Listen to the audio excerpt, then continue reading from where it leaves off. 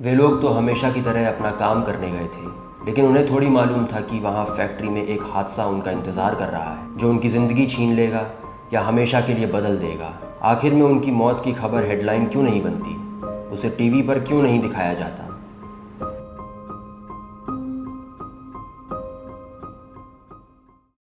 8 मार्च को जिंद में सफ़ीदों की रंग फैक्ट्री में शॉर्ट सर्किट की वजह से भयानक आग लग गई। आग लगने के बाद मज़दूरों ने बाहर भागने की कोशिश की, लेकिन फैक्ट्री के मेन गेट पर बाहर से ताला लगा हुआ था। जान बचाने के लिए कुछ महिला मज़दूरों ने छत से छलांग लगा दी और कुछ को दीवार तोड़कर फैक्ट्री के अंदर से बाहर निकालना पड़ा।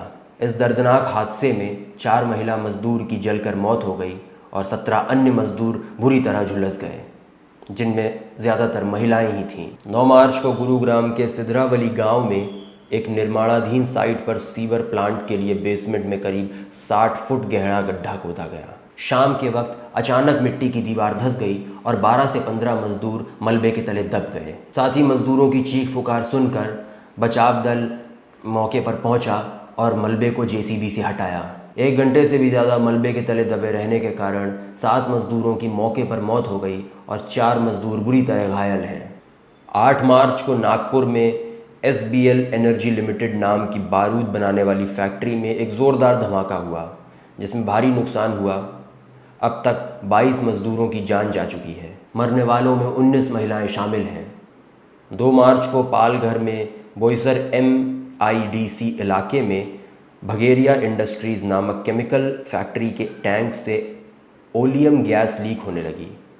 तेज़ हवा की वजह से गैस का सफ़ेद धुआं 5 किलोमीटर तक फैल गया, जिससे पूरे औद्योगिक इलाके में दहशत मच गई।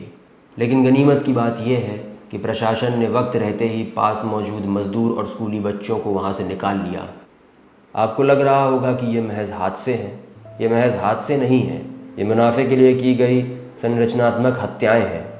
मुनाफे को बढ़ाने के लिए सुरक्षा इंतज़ामों की धज्जियाँ उड़ाई जाती हैं, मशीनरी की मरम्मत नहीं करी जाती और मौत के कुएं में मज़दूरों की ज़िंदगी को रोज़ उतारने का खेल खेला जाता है।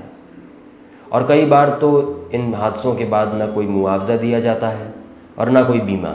जब मज़दूरों की मौत की खबरें मुख्य धारा की मीडिया में दिखाई नहीं देती, तो राजेश जोशी की एक कविता बहुत प्रासंगिक लगने लगती है।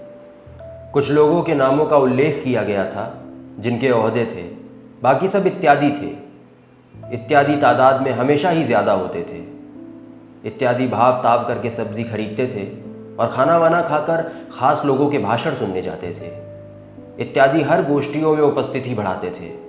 इत्यादि जुलूस में जाते थे, तख्तियाँ उठाते थे, नारे लगाते थे। इत्यादि लंबी लाइनों में लगकर मतदान करते थे।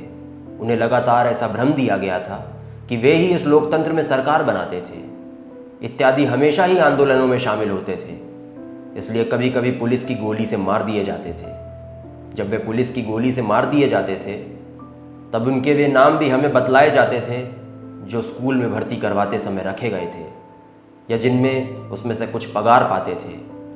कुछ तो ऐसी दुर्घटनाओं में भी इत्यादि रह जाते थे।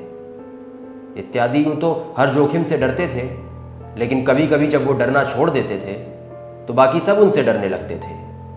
इत्यादि ही करने को वे सारे काम करते थे जिनसे देश और दुनिया चलती थी। हालांकि उन्हें ऐसा लगता था कि वो ये सारे काम सिर्फ अपना परिवार चलाने को करते हैं। इत्यादि हर जगह शामिल थे, लेकिन उनके नाम कहीं भी शामिल नहीं हो पाते थे। इत्यादि बस कुछ सिर्फ एक कवियों की कविता में अक्सर दिख जाते थे।